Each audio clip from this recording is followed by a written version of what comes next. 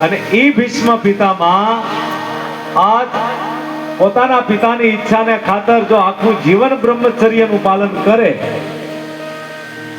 તો એને ભગવાને શક્તિ આપી હોય ને, જય હો. ભગવાનની શક્તિ એનામાં હોય. અને આખા શરીર આજ વિંધાઈ ગયા છે બાણથી, અને છતાં આજ મૃત્યુ સૈયા બાણ સૈયા ઉપર છે. અને ત્યારે ભગવાન આવીને ઉભા રહે. આપણે બહુ દુઃખ હોય ને ઘણી પીડા થતી હોય અને ભગવાન આવે ને એટલે આપણે પહેલા શું પ્રશ્ન કરીએ કે હે ભગવાન, અમારા કયા જન્મના કર્મ છે કે મારે આ ભોગવવું પડ્યું, એમ કહી ને.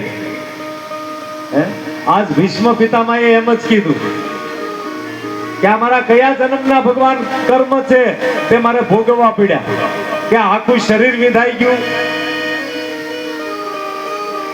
અને ત્યારે ભગવાન કહેવા લાગ્યા કે દાદા,